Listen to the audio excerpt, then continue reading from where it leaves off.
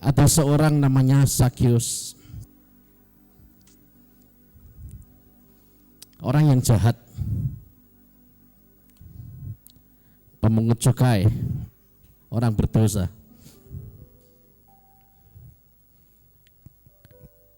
Dia sering mendengar tentang Yesus. Mungkin dia penasaran siapa itu Yesus. Dia dengar cerita sana sini bagaimana Yesus menyembuhkan, bagaimana Yesus melepaskan, bagaimana Yesus berbuat mukjizat di sana dan di sini. Hingga suatu saat Tuhan Yesus lewat di kotanya Zakheus. Zakheus ini pengen ketemu Tuhan. Dia pengen lihat, bertemu muka dengan Tuhan. Karena dia sekecil saya mungkin, sementara rata-rata orang Timur Tengah sana besar-besar, tinggi-tinggi. Waktu rombongan Yesus lewat, dia nggak bisa lihat Yesus. Tapi ada satu kerinduan yang besar dalam hati Zakheus untuk, aku harus ketemu muka dengan Yesus. Sampai akhirnya dia panjat pohon demi untuk lihat Yesus. Dan Yesus tahu hatinya. Dia bilang, Zakheus turun, hari ini aku mau mampir ke rumahmu. Luar biasa. Zakheus sangat bersukacita. Hanya karena kehadiran Yesus di rumahnya. Hanya itu saja. Dia sangat bersukacita. Hari ini mungkin banyak di antara kita yang seperti Zakheus. Engkau sudah lama mendengar khotbah, mendengar firman Tuhan. Tapi engkau merasa enggak layak untuk ketemu Tuhan. Karena engkau merasa, aku Tuhan, aku orang paling berdosa. Hidupku penuh dengan jatuh bangun, hidupku penuh dengan dosa, penuh dengan kebohongan, tipu sana, tipu sini. Hidupku enggak sempurna. Saudara, dibanding kerinduan Zakheus, Tuhan lebih rindu untuk hadir dalam hidup kita. Amin. Angkat tanganmu. Ku kagum hormat akan Engkau. Ku kagum hormat akan Engkau. Kau Allah yang layak dipuji. Ku kagum akan Engkau. Ku kagum hormat akan Engkau. Ku kagum hormat akan Engkau. Kau Allah yang layak dipuji. Ku kagum akan Engkau.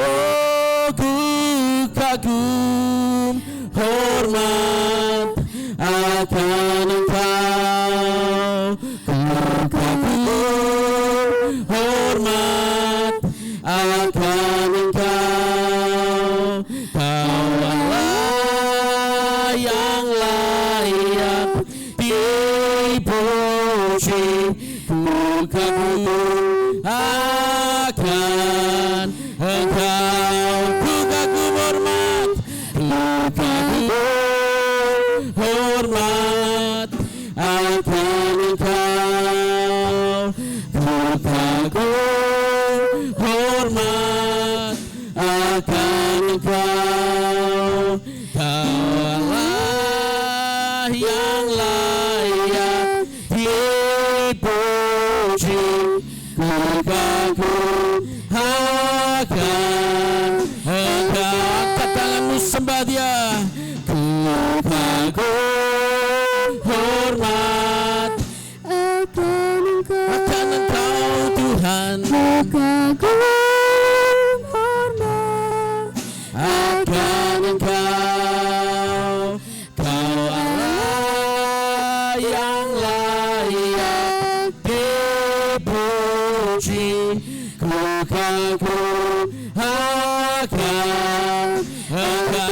Sekali lagi katakan, ku kagum hormat akan Engkau, ku kagum hormat akan Engkau, Kau Allah yang layak dipuji. Ku kagum akan Engkau, ku kagum akan Engkau, ku kagum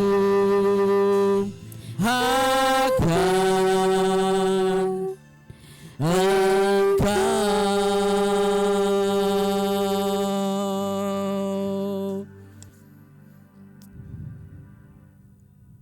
Biar hadirat-Mu memenuhi setiap kami pagi hari ini.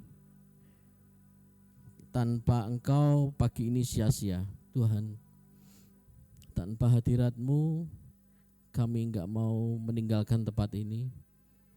Tanpa hadirat-Mu Tuhan kami enggak mau berjalan. Terima kasih Tuhan. Please welcome in this place, Lord. Terima kasih. Berfirmanlah Tuhan, bukan hamba-Mu yang berbicara, tapi Engkau yang berbicara. Dan Kau membuka hati setiap kami untuk kami boleh menerima setiap firman-Mu, menyimpan dan mengubah hidup kami, dan kami boleh berjalan sesuai dengan apa yang menjadi kehendak-Mu. Di dalam nama Tuhan Yesus kami berdoa. Amin, amin, amin. Terima kasih untuk kesempatan yang diberikan pada saya, Pak Yuel, terima kasih. Saya mengucap syukur saya masih berdiri di tempat ini karena sekitar 2 tahun yang lalu ya saya kena COVID yang berat dan saya sempat dirawat di ICU di Semarang. Dan puji Tuhan, Tuhan kasih kesempatan saya untuk masih hidup dan masih melayani Dia. Tugas saya belum selesai. Kalau selesai mungkin sudah dipanggil saat itu. Dan hari ini saya masih bisa berdiri tengah-tengah saudara-saudari semua. Itu semua karena anugerah Tuhan. Amin. Amin. Hari ini saya diberikan tema tentang hadirat Tuhan. Saya berharap apa yang saya sampaikan ini cukup simple, mudah dimengerti, dan kita semua boleh menangkap apa yang menjadi isi Tuhan pagi hari ini, dan kita boleh melakukannya dalam hidup kita sehari-hari. Apa itu hadirat Tuhan? Sering kita berkata, aku rindu hadirat Tuhan. Aku pengen hadirat Tuhan. Sebenarnya apa sih hadirat Tuhan? Kalau kita nyembah Tuhan, kemudian ada satu perasaan, merasakan satu kemuliaan Tuhan, kemudian kita jatuh tersungkur, kita nangis di situ. Apakah itu hadirat Tuhan? Ya, saya setuju. Itu hadirat Tuhan. Karena apa? Alkitabku mencatat peristiwa itu terjadi. Saat pentahbisan Bait Allah, ada awan kemuliaan Tuhan turun, imam-imam jatuh tersungkur menyembah Tuhan. Apa itu hadirat Tuhan? Oh ya Pak, waktu didoakan, kemudian kita tumbang karena hadirat Tuhan. Setuju enggak Pak? Setuju. Itu hadirat Tuhan. Daniel saat ketemu Tuhan pingsan, ngalami hadirat Tuhan. Betul enggak? Betul, 100% saya setuju. Apa itu hadirat Tuhan? Saat tadi saya berkata tentang Sakeus, cerita tentang Sakeus. Saat ketemu Tuhan, rasanya ada satu sukacita yang meluap-luap dalam hidup kita. Ada Tuhan yang hadir, kita merasakan Tuhan hadir dan kita bersukacita. Walaupun enggak nangis, walaupun enggak jatuh. Apakah itu hadirat Tuhan? Saya setuju itu hadirat Tuhan.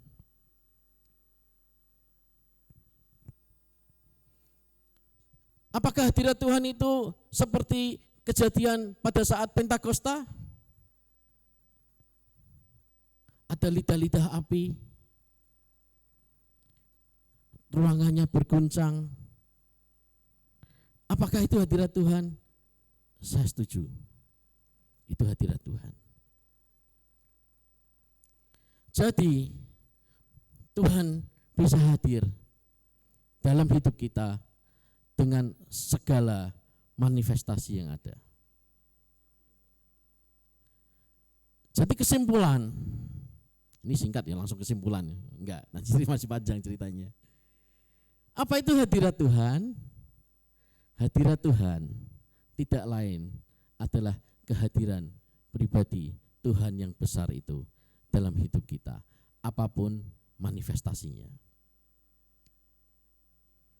Apakah berupa kesembuhan seperti yang saya alami saat di rumah sakit? Saya ini dulu divonis paru-paru saya rusak karena COVID. Dan dokter berkata ada kemungkinan paru-paru ini tidak berfungsi. Saya harus pakai alat bantu nafas seumur hidup. Karena saya dokter, saya tahu juga. Waktu itu paru-paru saya di ronsen putih semua. Udah enggak ada hitam-hitamnya.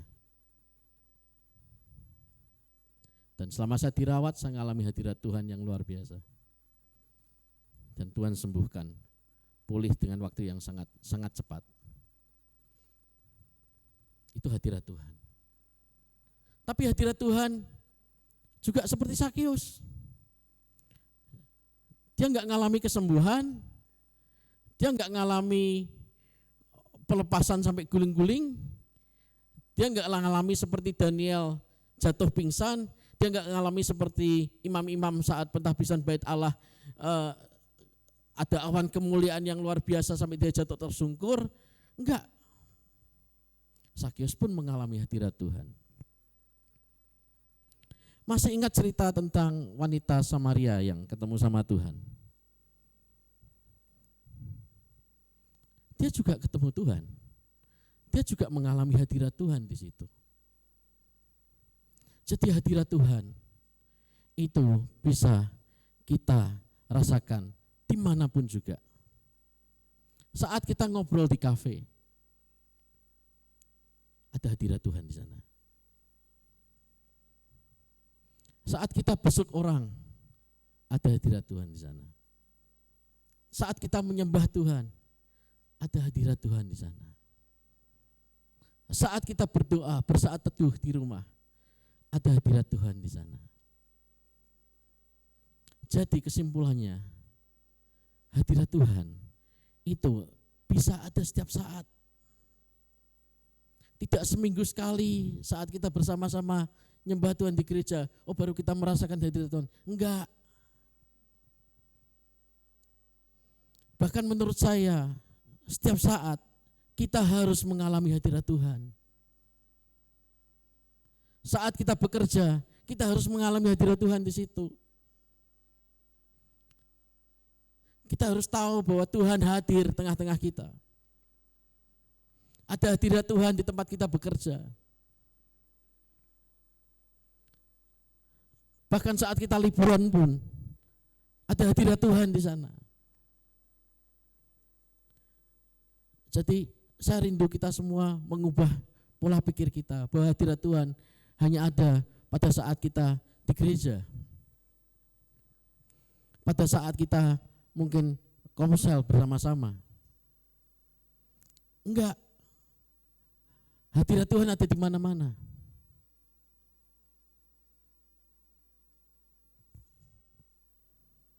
Jadi hadirat Tuhan itu harus nyata dalam hidup kita sehari-hari.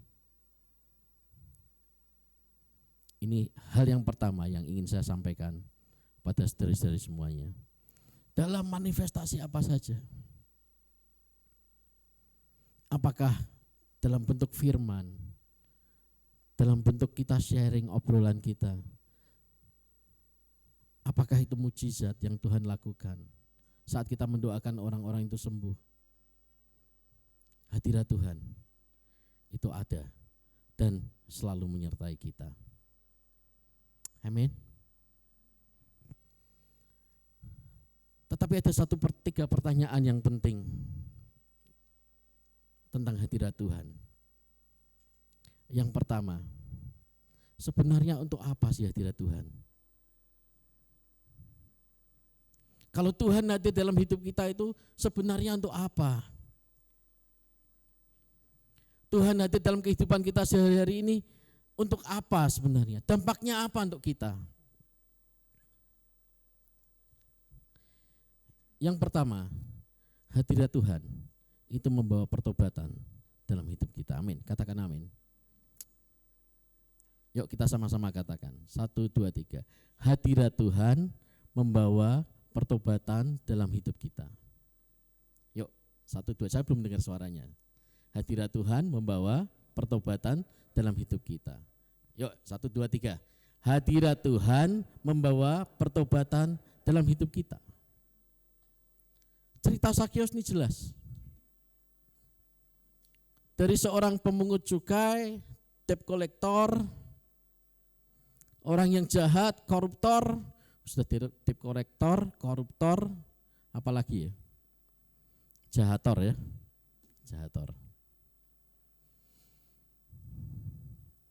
Luar biasa. Dalam waktu yang singkat dia berubah. Saat ketemu Tuhan, saat dia mengalami hadirat Tuhan. Bukan yang aneh-aneh loh. Tidak tercatat di Alkitab dia sampai didoakan, ditumpang tangan, kemudian bertobat. Enggak. Dia mengalami kehadirat Tuhan dalam hidupnya. Dan saat itu juga hidupnya diubahkan. Dari seorang debt collector menjadi apa? Pembagi uang. Dari orang yang pelit, dari orang pemeras, dia malah bagi-bagi duit. Dia sumbang sana, sumbang sini. Dia kasih kembalikan kepada orang yang dulu dia peras. Hatinya diubahkan.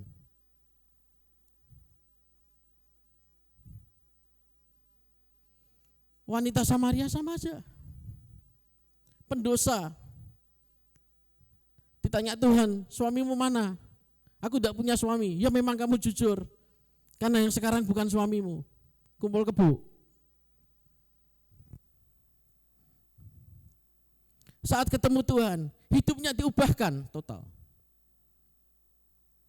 Dari seorang yang enggak benar hidupnya,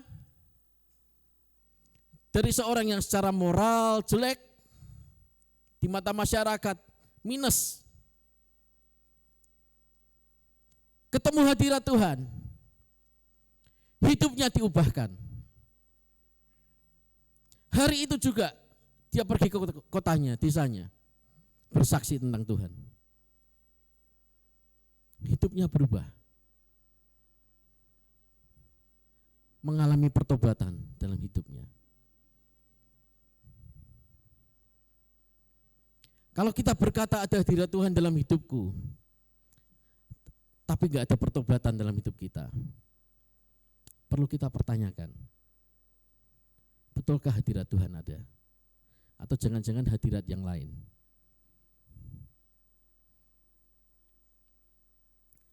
Kalau ada hadirat Tuhan, ada kekudusan, ada kesucian, ada kemurnian, yang dari Tuhan dalam hidup kita.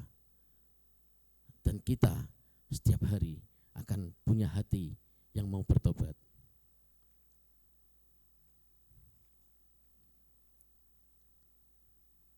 Saya tahu kita semua belum sempurna, kita belum, ya masih banyak hal-hal yang nggak benar lah dalam hidup kita. Mungkin kita jatuh dalam kemarahan,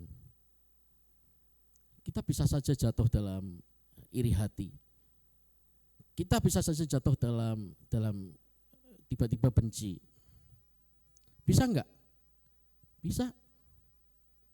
Karena kita masih manusia. Tapi kalau ada hadirat Tuhan dalam hidup kita,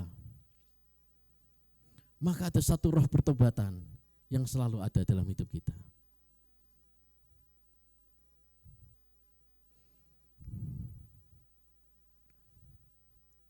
Kalau enggak ada, ayo pagi hari ini kita minta benar-benar hadirat Tuhan selalu menyertai kita. Senin, Selasa, Rabu, Kamis, Jumat, Sabtu, Minggu. Tidak cuma hari Minggu tok.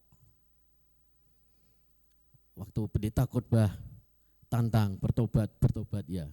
Tapi Senin enggak, Selasa enggak, Rabu enggak, Kamis lupa, Jumat mbuh, Sabtu ya wis mbuh persiapan Minggu. Minggu bertobat lagi, baru bertobatnya hari Minggu tok, enggak. Setiap hari ada satu roh pertobatan terjadi dalam hidup kita. Saya berdoa jemaat di sini punya roh yang bertobat. Cepat balik dari kesalahan. Kita bisa salah, ya, saya setuju. Kita bisa berbuat dosa, ya. Karena kita masih manusia. Kita belum sempurna. Tapi Tuhan rindu setiap hari kita semakin serupa dengan Dia. Dengan apa? Dengan satu roh yang bertobat.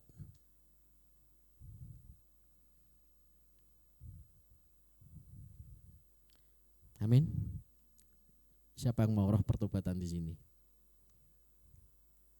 Haleluya. Yang kedua, dampak yang penting dari hadirat Tuhan adalah satu perubahan dalam hidup kita, dalam pikiran kita, dalam pola pikir kita.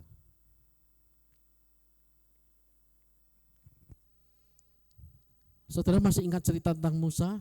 Kita buka aja deh ya. Di Keluaran pasal yang ketiga. Jadi ceritanya Musa ini kan orang Ibrani, dia dilahirkan dan pada saat itu sebenarnya Musa diselamatkan, akhirnya ditemu sama putrinya Firaun dan dia diangkat anak oleh putri Firaun, tinggal di istana raja. Sampai suatu saat dalam tanda kutip Musa menyatakan dirinya, dia berkhianat, artinya bukan sebagai orang Mesir, dia berkhianat, dia menjadi orang Ibrani. Dia menyatakan dirinya sebagai orang Ibrani. Ketahuan dan Musa ini lari. Musa menjadi seorang yang penakut. Ngumpet dari panggilan Tuhan yang sebenarnya.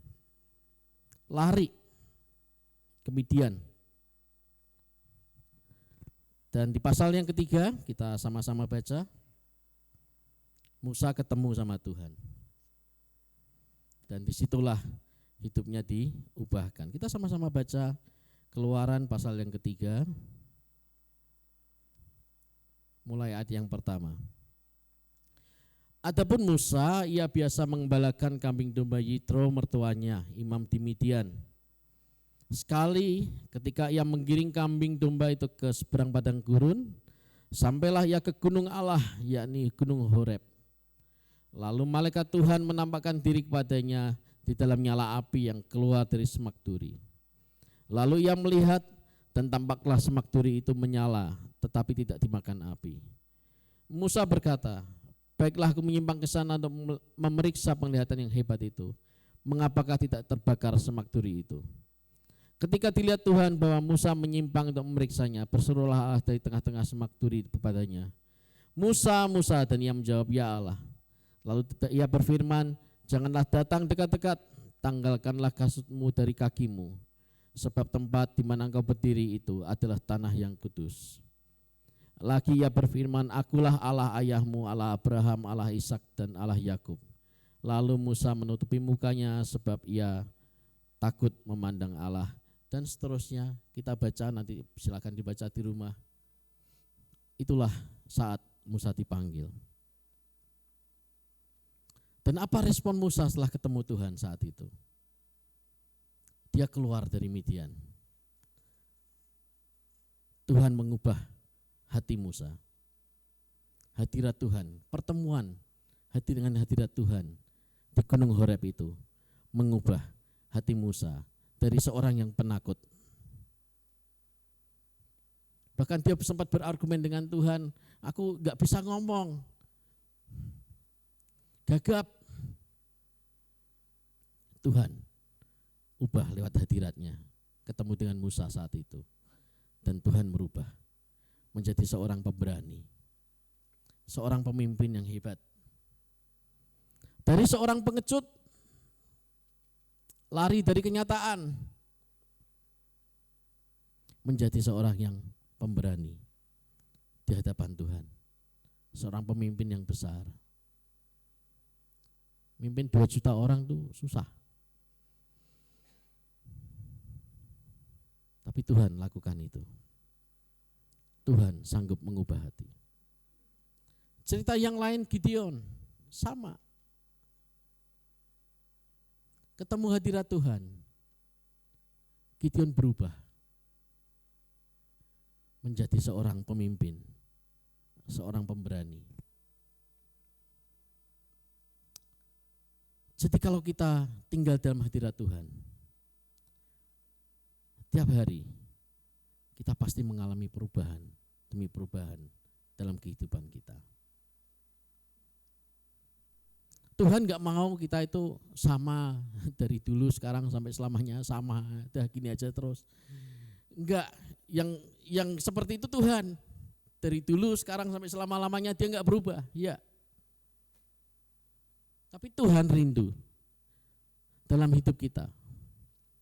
Itu kita mengalami perubahan demi perubahan. Karakter yang berubah, karakter yang diubahkan, semakin serupa dengan Kristus. Yang dulunya penakut jadi pemberani. Yang dulunya kasar jadi lemah lembut.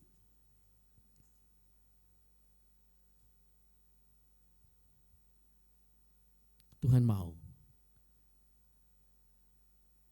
hidup kita penuh dengan hadirat Tuhan.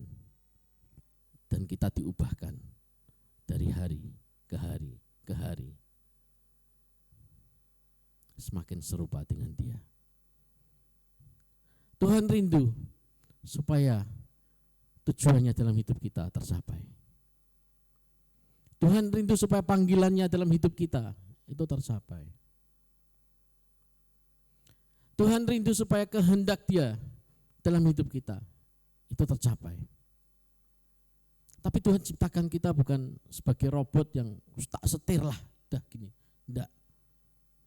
Tuhan kasih kita kehendak. Tuhan kasih kita kebebasan untuk kamu mau enggak? Kamu mau tinggal dalam hadiratku enggak? Kalau kamu mau, kamu akan terus diubahkan. Akan ada roh pertobatan, ada roh perubahan dalam hidup kita. Semakin hari aku akan semakin merubah kamu. Semakin hari serupa dengan aku. Itu yang Tuhan mau dalam hidup kita. Beberapa waktu ini Bapak Gembala kami di Kahal mengajarkan tentang pertumbuhan rohani.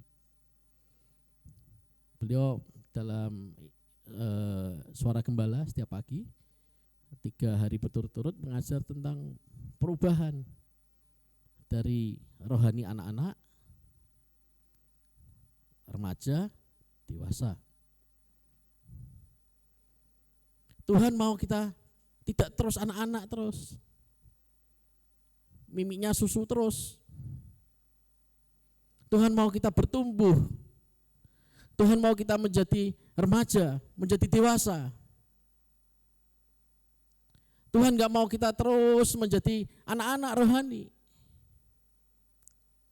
Mengerikan kalau kita melihat ini pertumbuhan jasmani ya.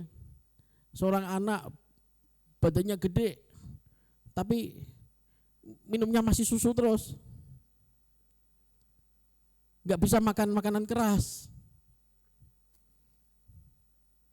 Gak mau bertumbuh, gak mau berubah. Waktu kecil lucu, tapi kalau sudah gede gak lucu. Ya kan? Kalau secara jasmani kita rindu anak-anak kita bertumbuh dewasa. Kan kita juga gak mau anak kita terus sekolahnya SD. Gak naik-naik. Udah gak apa-apa, lucu aja di SD kelas 1 terus. Enggak kan? Kita kan mau anak kita kelas 1 SD naik ke kelas 2. Lama-lama lulus SD masuk ke SMP. Terus jadi SMA, masuk kuliah. Kan kita semua rindu seperti itu. Begitu juga Tuhan kita. Dia rindu supaya anak-anaknya itu menjadi dewasa, berubah. Dia rindu semua kita seperti Musa, seperti Gideon. Berubah.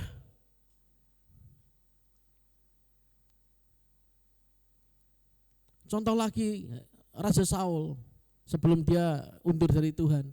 Luar biasa dia. Dari seorang yang minder, dia bilang sukuku paling kecil, kaumku paling kecil dari sukunya. Dia berubah menjadi pahlawan yang gagah perkasa. Jadi Raja Israel saat itu. Sayang akhir hidupnya tragis. Tapi awal-awal dari Saul memerintah sebagai raja, luar biasa. Saat dia ketemu dengan hadirat Tuhan, hatinya dirubah. Dari seorang yang minder menjadi Raja Israel.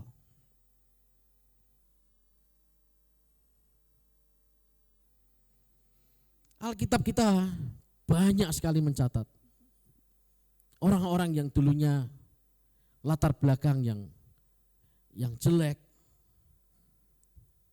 Tuhan rubah. Banyak sekali.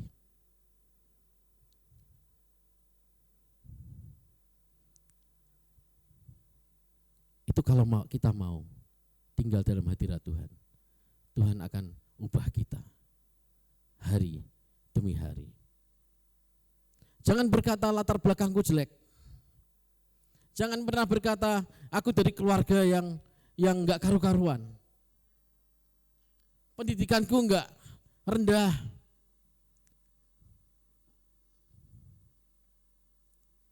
Jangan pernah berkata gitu. Aku orang kampung. Saya orang kampung, saudara. Saya ini orang Bang Sri. Tahu Bang Sri? Ada yang tahu Bang Sri?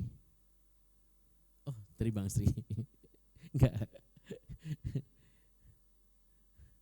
Desa kecil di Jepara. Jangan pernah berkata, aku tuh siapa? Enggak. Tuhan punya rencana yang besar dalam hidup kita. Masing-masing kita, Tuhan punya rencana yang spesifik. Saya tahu enggak semua dipanggil Tuhan untuk jadi pendeta, enggak. Atau jadi misioner ke Kamboja tadi. Enggak. Tapi Tuhan mau pakai kita untuk tujuannya yang mulia.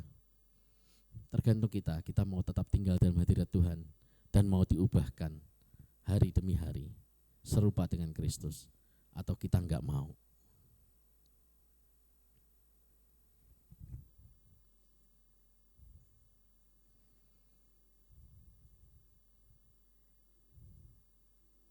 Orang yang tinggal terus-menerus dalam hadirat Tuhan, Saya katakan pasti mengalami proses perubahan hidup secara terus-menerus. Saya ulangi lagi. Orang yang terus-menerus tinggal dalam hadirat Tuhan pasti 100%, ya, pasti itu 100%. Mengalami proses perubahan hidup secara terus-menerus.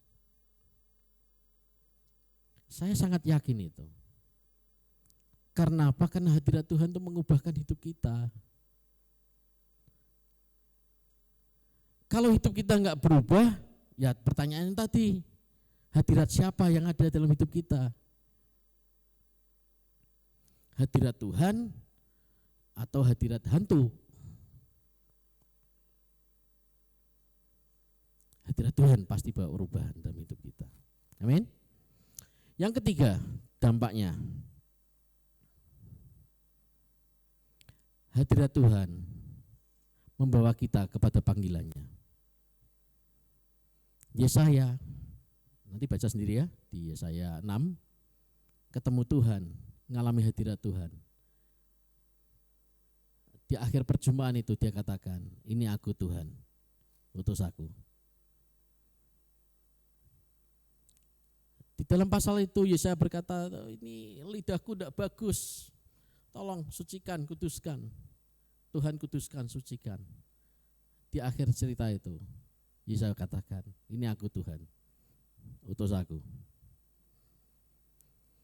Artinya hadirat Tuhan akan membawa kita kepada pengutusan Tuhan dalam hidup kita. Ya, sekali lagi saya enggak katakan kita semua jadi pendeta, enggak. Nanti enggak ada jemaatnya ya Pak ya. Semua pendeta enggak ada jemaatnya, gitu kan? Enggak. Tuhan punya rencana yang spesifik dalam hidup kita. Tuhan mau utus kita dalam marketplace kita, di kantor kita, di dunia pendidikan kita, di kampus, di sekolah, di mana saja Tuhan tempatkan. Selama kita tinggal dalam hadirat Tuhan, kita akan berkata, Tuhan ini aku, utus aku. Saya dulu enggak pernah bayangkan saya diajak Pak Petrus ke Banyuwangi dan melayani di sana. Enggak pernah terbayang. Saya kemudian diajak oleh kawan untuk melayani di Sungai Musi di Palembang. Kemudian saya diajak lagi untuk melayani di Thailand. Enggak pernah kebayang semua itu. Tapi saat kita meresponi hadirat Tuhan, kita akan berkata, ini aku Tuhan, utus aku. Dengan profesimu, dengan apa yang Tuhan taruh dalam hidupmu, dengan talenta yang Tuhan kasih, hadirat Tuhan itu akan membawa kita kepada pengutusan. Dan kita berkata, yes. Jangan katakan, ini aku Tuhan, utus dia. Maunya, akunya ya, tapi utusan dia. Jangan. Ini aku Tuhan. It's me Lord, send me. Kirim aku, utus aku. Kemana yang Tuhan mau. Jadi 3 dampak dari hadirat Tuhan membawa kita kepada pertobatan. Yang kedua, membawa kita kepada perubahan demi perubahan. Dan yang ketiga, membawa kita kepada pengutusan yang dari Tuhan. Saat kita tinggal di dalam hadirat Tuhan, kita akan mengalami 3 hal tersebut. Dan Tuhan katakan, aku Allah Immanuel. Aku akan selalu beserta dengan engkau, jangan takut.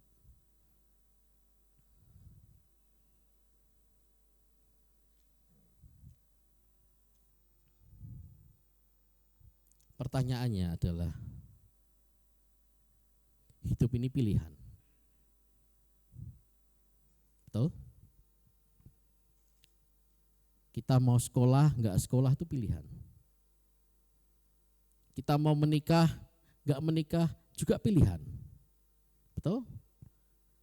Kita bekerja, enggak mau bekerja, pilihan juga. Yang tidak bisa pilih itu kita lahir dan mati suatu saat. Itu kita nggak bisa pilih. Tapi lain-lain kita bisa pilih.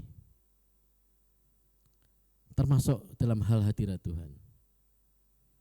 Tuhan kasih pilihan. Engkau mau tinggal dalam aku? Engkau mau tinggal dalam hadiratku? Atau engkau enggak mau? Enggak ada zona abu-abu di sini. Enggak. Pilihannya tegas. Kalau engkau tinggal dalam aku, ya tinggal dalam aku. Kalau engkau enggak tinggal di dalam aku, berarti engkau di luar aku.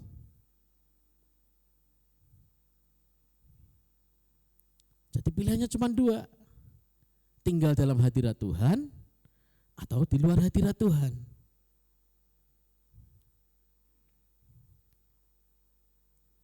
Saya berdoa pagi hari ini kita semua membuat pilihan yang baik, yang benar. Karena tantangan Tuhan pagi hari ini adalah mau tinggal dalam hadiratku atau engkau di luar aku. Tidak ada abu-abu, zona transisi enggak ada.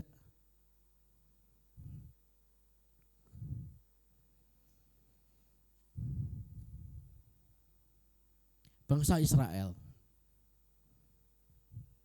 berkali-kali Tuhan menyatakan kemuliaannya. Berkali-kali Tuhan menyatakan mujizatnya. Sampai akhirnya Tuhan berkata, ini bangsa tegar tengkuk.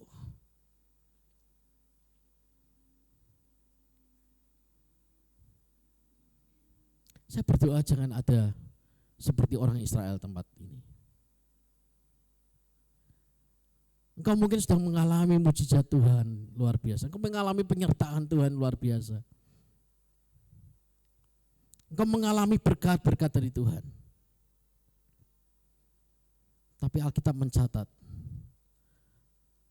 bangsa Israel enggak mau tinggal dalam hadirat Tuhan.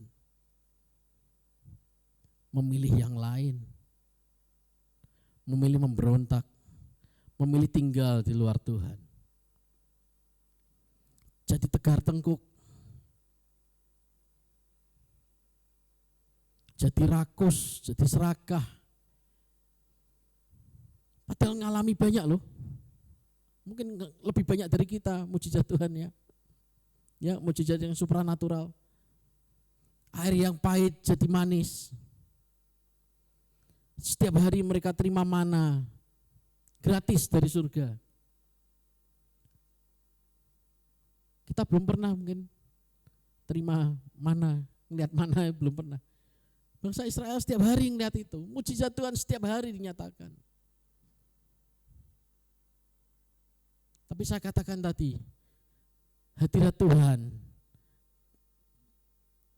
tidak direspon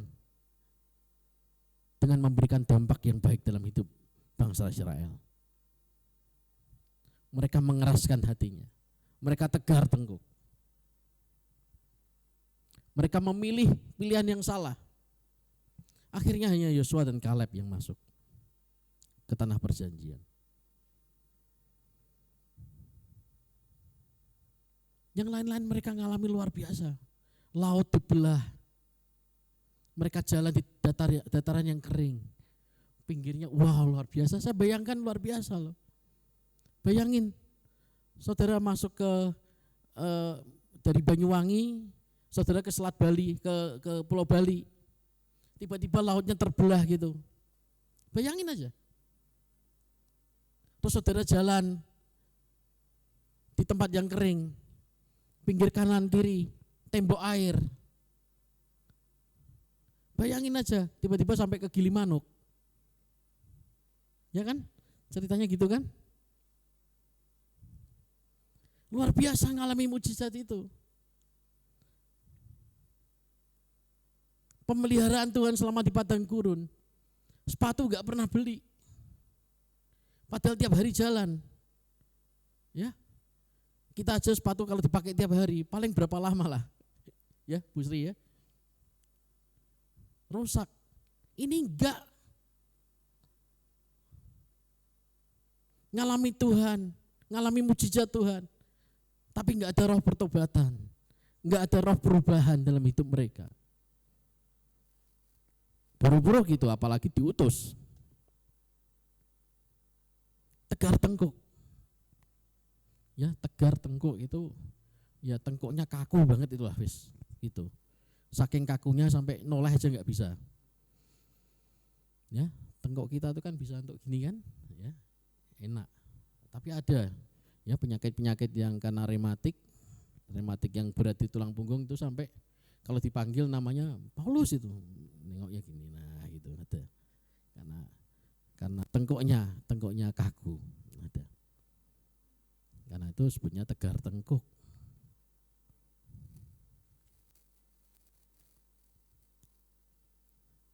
Kalau ada di antara kita pagi hari ini yang merasa seperti itu, ayo datang ke hadirat Tuhan. Nanti kita sama-sama berdoa, kita minta Tuhan mengubah hidup kita. Amin. Pertanyaan yang ketiga. Ya, ada banyak contoh tadi orang-orang yang ngalami mujizat Tuhan, yang melihat mujizat Tuhan. Yudas Iskariot sama. Tiap hari ngelihat mujizat Tuhan, itu muridnya Tuhan sendiri. Tapi akhir hidupnya tragis. Dia lari dari hadirat Tuhan. Beda dengan Petrus. Ngalami kesalahan, tapi dia bertobat. Hati-hati saudara. Hati-hati. Dan yang ketiga, pertanyaannya, bagaimana kita tinggal selalu dalam hadiratnya?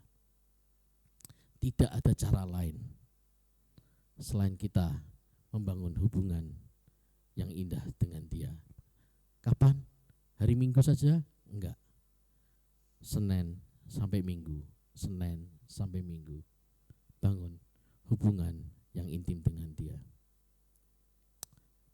Kita buka Yohanes 15.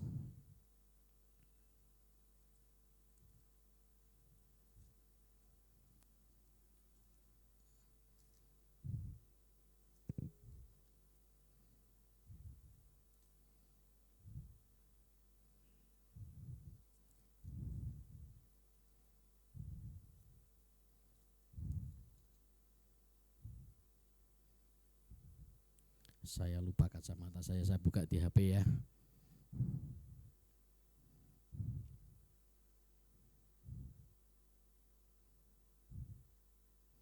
Yohanes 15 kita baca mulai ayat yang pertama. Ada di sini enggak? Oke. Semua punya Alkitab ya? Yuk. Akulah pokok anggur yang benar dan Bapakulah pengusahanya. Setiap ranting padaku yang tak berbuah dipotongnya, dan setiap ranting yang berbuah dibersihkannya supaya lebih banyak berbuah. Kamu memang sudah bersih karena firman yang telah kukatakan kepadamu. Dan ayat yang keempat nih yang penting. Tinggallah di dalam aku dan aku di dalam kamu. Sama seperti ranting tidak dapat berbuah dari dirinya sendiri kalau ia tidak tinggal pada pokok anggur. Demikianlah juga kamu tidak berbuah jika kamu tidak tinggal di dalam aku. Akulah pokok anggur dan kamulah ranting-rantingnya. Barang siapa tinggal di dalam aku dan aku di dalam dia, ia berbuah banyak. Sebab di luar aku kamu tidak dapat berbuat apa-apa. Tuhan katakan dengan tegas, tinggal di dalam aku dan aku akan tinggal di dalam kamu. Artinya hadirat Tuhan akan menyertai kita senantiasa saat kita tinggal di dalam Dia. Saat kita bekerja, saat kita di kampus, saat kita di rumah tangga kita, saat kita lagi ngobrol dengan teman kita. Kalau kita tinggal di dalam Dia, Dia tinggal di dalam kita. Hadiratnya itu selalu ada dalam hidup kita. Tidak hanya hari Minggu saja. Manifestasi boleh. Saya sangat setuju. Kadang-kadang kita juga rindu untuk melihat itu. Hal-hal yang supranatural. Ya, tapi tinggal dalam hadirat-Nya secara terus-menerus setiap hari. Itulah yang Tuhan inginkan dalam hidup kita. Amin. Kita bangkit berdiri, kita sama-sama tutup mata. Oh mulianya hadirat-Mu,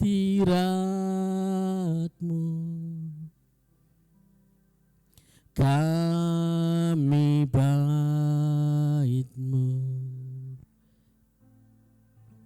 memuja-Mu, diberkati Kau Tuhan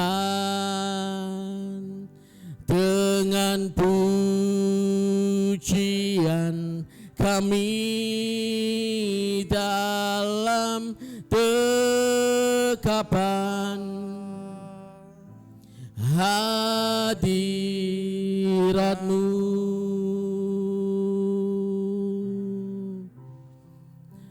Memenuhi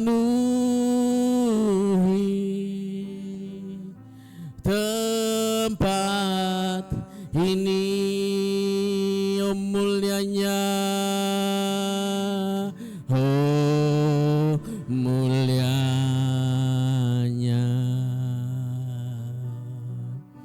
hadirat-Mu,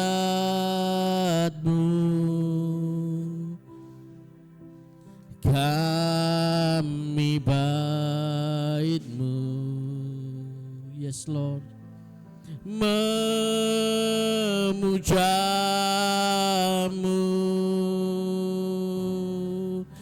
diberkati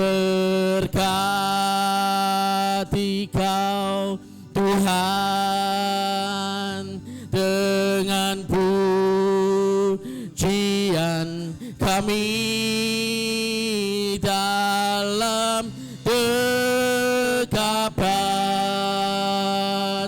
hadirat-Mu.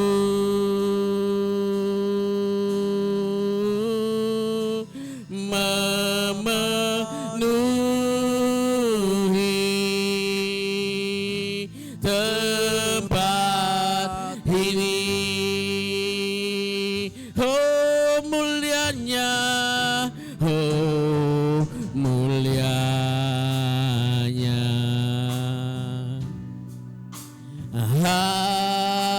hadirat-Mu, kami bait-Mu Tuhan, kami bait-Mu, memuja-Mu, memuja-Mu.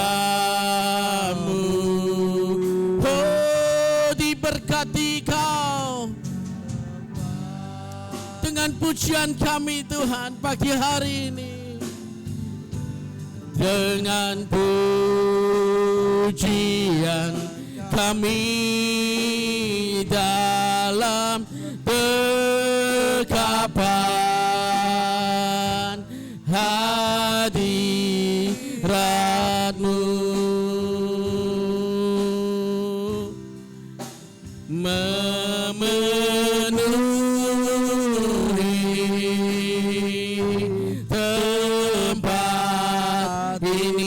tempat ini penuh hadirat-Mu Tuhan. Oh mulianya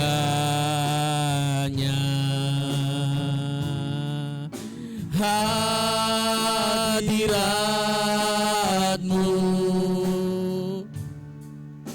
kami bait-Mu,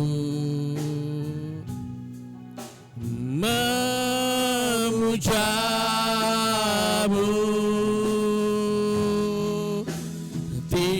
diberkati Kau Tuhan dengan pujian kami dalam dekapan hadirat-Mu,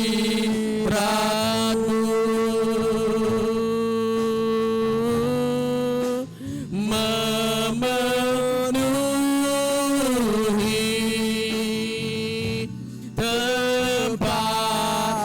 ini. Diberkati kau Tuhan, diberkati kau Tuhan, dengan pujian kami dalam dekapan hadirat-Mu. Oh, memenuhi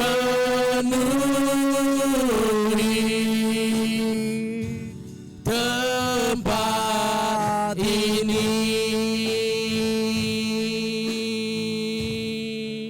memenuhi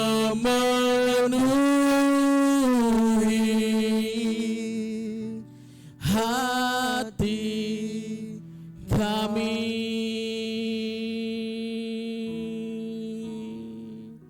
memenuhi hidup kami, memenuhi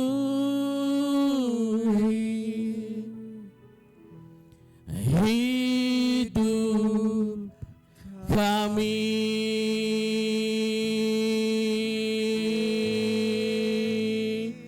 Haleluya, haleluya, haleluya.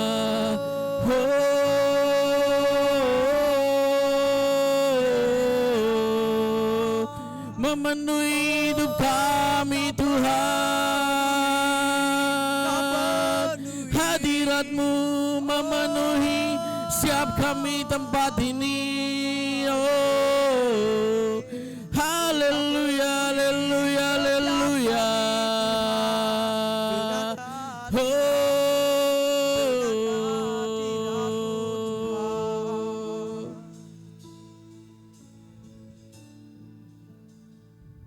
pertanyaannya adalah, kita mau tinggal di dalam hadirat-Nya atau kita di luar hadirat-Nya? Tentu Tuhan rindukan kita selalu tinggal dalam hadirat-Nya.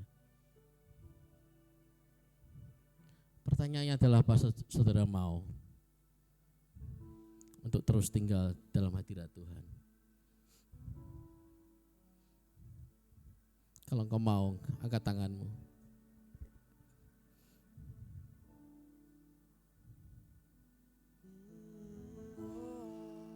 Shikata karabakaya shitika, shitikata karabakata karabaya sata.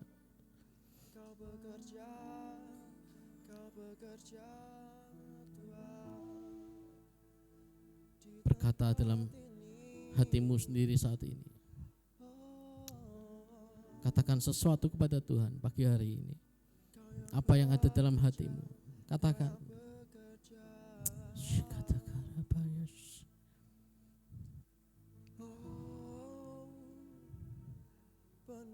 Tuhan aku mau, Tuhan aku mau, Tuhan aku mau, Tuhan aku mau, Tuhan aku mau, Tuhan aku mau, Tuhan aku mau, Tuhan aku mau tinggal dalam hadirat-Mu, selalu bersama dengan Engkau seumur hidup kami.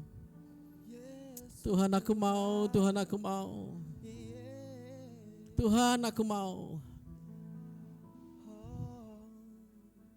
Terima kasih Tuhan. Yesus Tuhan, Yesus Tuhan.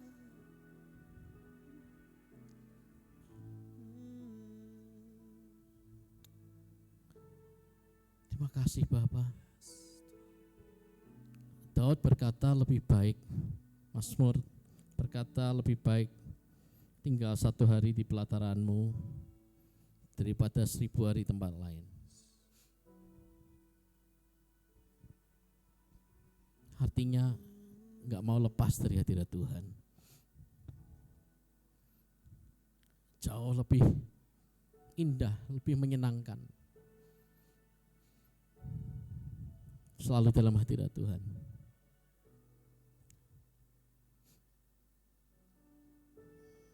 Jesus, terima kasih Tuhan untuk pagi hari ini. Hamba-Mu selesai menyampaikan akan firman-Mu. bekerja di hati setiap kami. Biar firman ini boleh menjadi rema dalam hidup kami, dan kami boleh melakukannya dalam hidup sehari-hari kami. Tuhan tinggal dalam hidup kami. Kami mau Tuhan hadirat-Mu beserta dengan kami selama-lamanya, sampai Maranatha Engkau datang kembali. Terima kasih, kami mengucap syukur pagi hari ini di dalam nama Yesus. Amin, amin, amin.